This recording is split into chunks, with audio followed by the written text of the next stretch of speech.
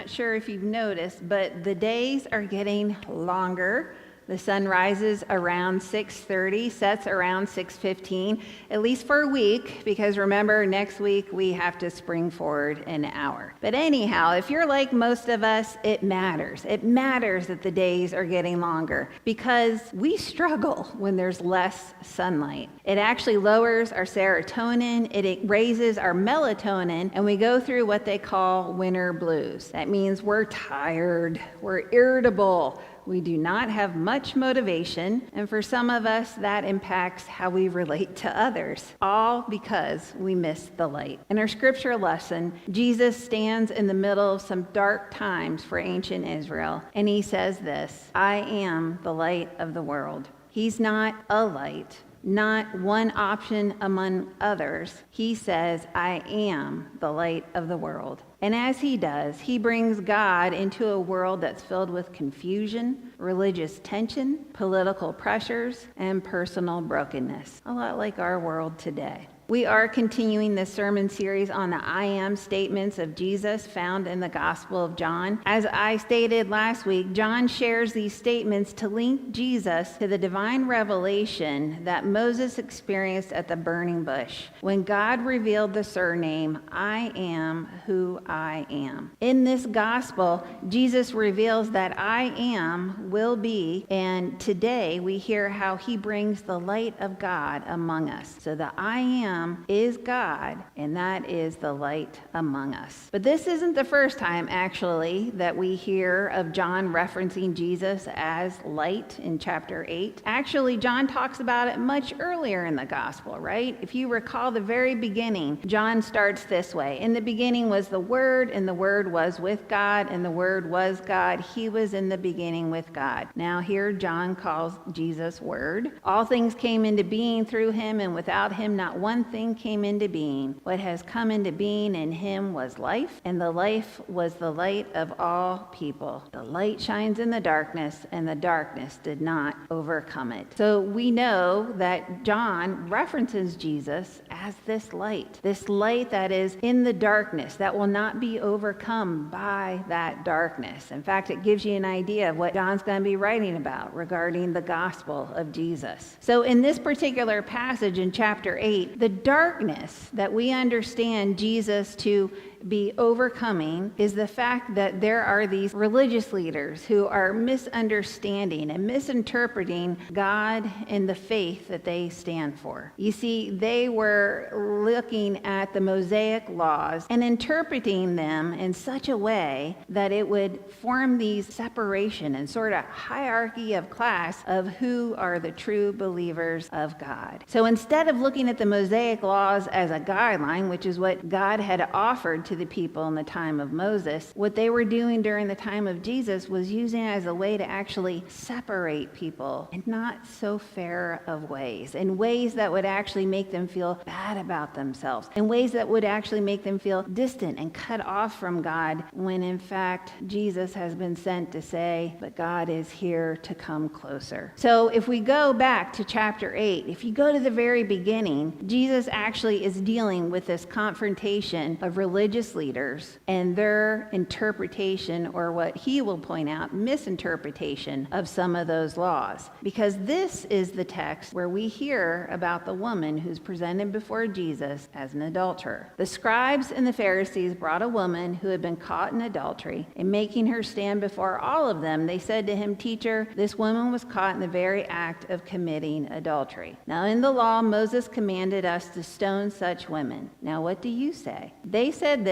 to test Jesus, so that they might have some charge to bring against him. So I want to explain how this is a test. You see, adultery was punishable by death according to Mosaic law. But it wouldn't have just been the woman, it also would have been the man. The other thing is that at this time, Israel was under Roman occupation. So that means that the Jewish leaders had no authority in order to say that somebody should be executed and follow through with that. So this is what it comes down to. This was the trick, the test that they were bringing on Jesus. If Jesus said stone her, he could be accused before Rome for inciting an illegal execution. If Jesus said don't stone her, then he could be accused before the Jewish people of rejecting the law of Moses. And so they would consider him to be blasphemous. Either answer was going to be an attempt to discredit Jesus, which is what the religious leaders were hoping for. They saw the following, they saw the people who were listening to him and learning from him, and they were not comfortable with that.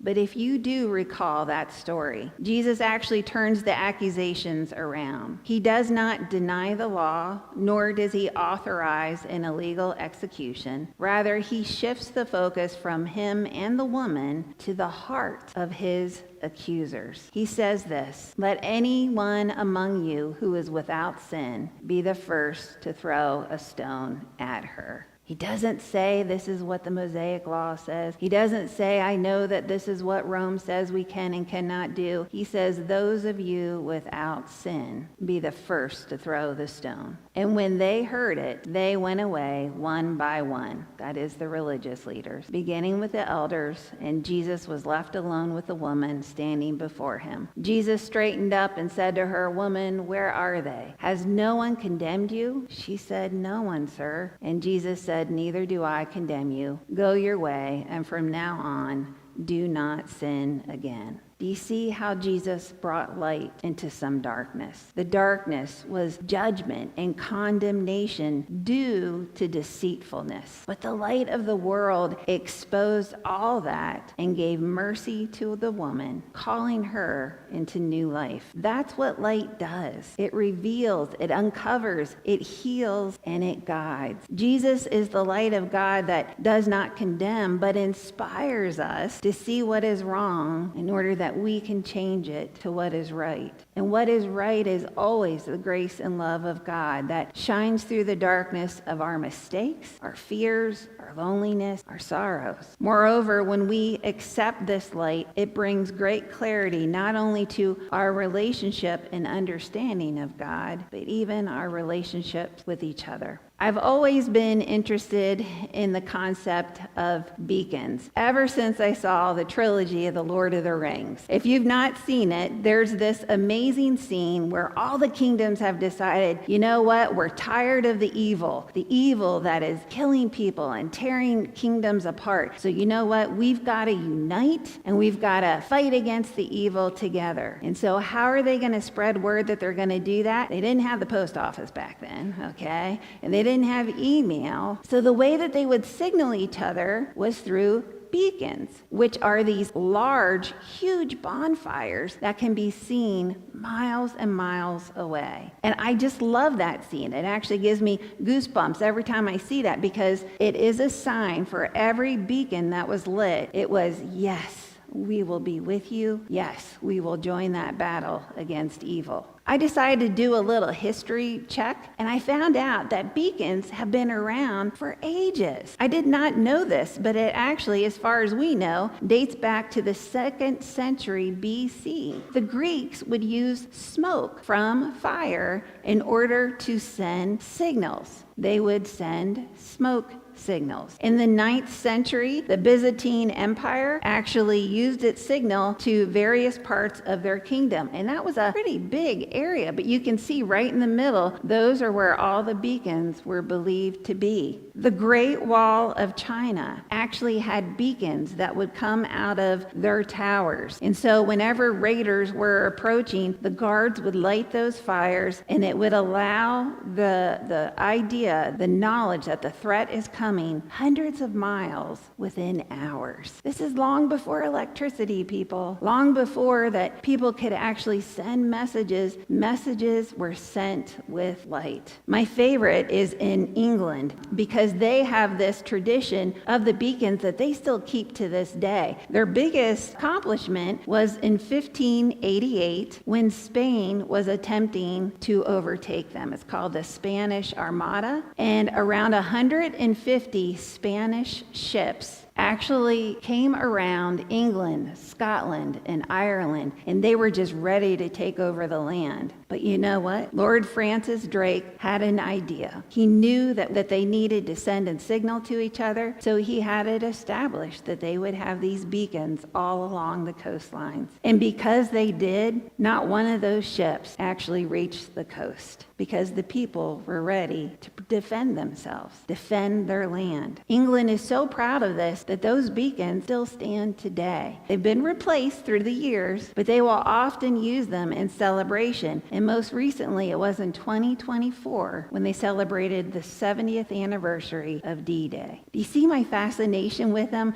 It's this ancient tradition, this ancient way of communicating with one another, of showing warnings, of offering aid, and even declaring joy. And it's all with light. God saw our darkness. God saw our physical, emotional, spiritual darkness and sent Jesus to be the beacon, the light of the world. He shines brightly. He provides guidance away from danger, comfort and aid, and joy with hope. Which means no matter the darkness that we find ourselves in, be it anxiety about the present or the future, dealing with broken relationships, carrying on guilt from our past, or just plain confusion of where to go next, we are to remember this. The invitation is not fix yourself first and then come into the light. As the woman who was being accused knows, the invitation from the beacon is simply this: I am the light of the world. Whoever follows me will never walk in darkness, but will have the light of life. Therefore, when we welcome Christ to be our beacon, our light, darkness will never prevail.